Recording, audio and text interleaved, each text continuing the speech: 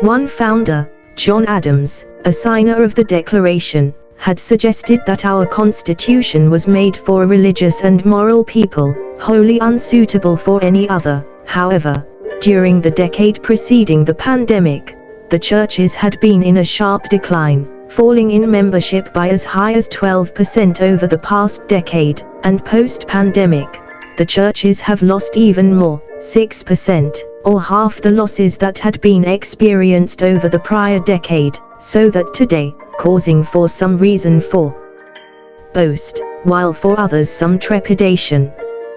But fundamentally are the words and thoughts of John Adams, for a living document, as some have described, of any particular relevance and importance, today. That was then, and this is now. Does anything last forever? What do you think? We'd like to know.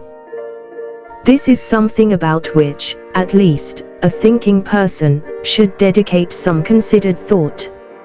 Our Constitution was made for a religious and moral people, wholly unsuitable for any other.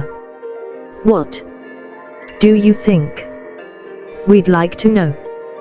Will that government of the people, by the people and for the people ever perish from the earth? Does it pose a danger greater than even melting polar caps, greenhouse gases, pandemic viruses, war, famine, international trade agreements, taxation or even voting? We have often heard that democracy is at stake. What do you think? We'd like to know. What do you think? We'd like to know.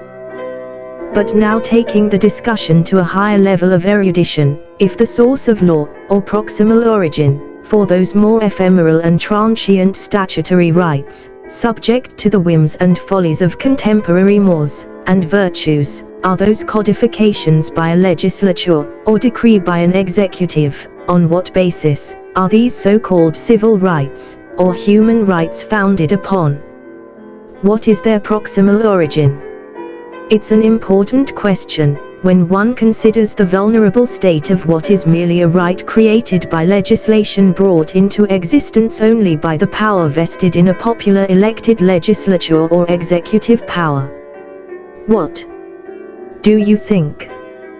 We'd like to know. And at least according to an eyewitness, and not hearsay, when it comes to these fundamental civil or human rights, many of which are reflected in the first 10 amendments to the Constitution, the Bill of Rights, our Constitution was made for a religious and moral people, wholly unsuitable for any other. Would you be inclined to agree, or disagree? Because searching for some premise, it is of significance that he had been an original signer of the Declaration, while serving a principal role in the drafting completed by Thomas Jefferson, and at least the proposition upon which they agreed by a majority vote in those days of an inchoate nation was that it was these rights inalienable, had been endowed to mankind from a Creator, which would, by definition, be eternal, and timeless, like a constant. Serves in formulaic expressions in science, akin to E equals mc squared, and so what of your rights if there is no God? That is the question. What do you think? We'd like to know. Voltaire, a political writer with whom at least some intellectual types are familiar, had posited that if there were no God then man would of necessity create one, and this problem of the proximal origin now becomes quite pertinent. Even in a society that is religious but has many religious sects, there can be found some common ground for understanding and agreement that this bundle of inalienable rights might find their proximal origin in this deity, whatever or whoever that may happen to be. But if there is not a God, or creator, then this bundle of rights has no source or foundation other than a person's mere beliefs, or feelings, or dare say fancy, subjecting what had been inalienable and inviolable subject to the very same vulnerabilities found for mere statutory rights, which can appear today and be gone tomorrow, with the change of a political wind. What do you think? We'd like to know. And this is why one of the founders had suggested that our Constitution was made for religious and moral people, wholly unsuitable for any other, a simple exposition of a basic conception of what had been established at the beginning for a government of the people, by the people and for the people, that shall not perish from the earth. But, apparently today, a declining number of Americans believe that their civil or human rights have a proximal origin in some greater providential power, throwing into question the inviolate conception of any American civil or human rights. Or perhaps you had never taken the time to consider how that all worked, relying only upon your mere beliefs. What do you think? We'd like to know.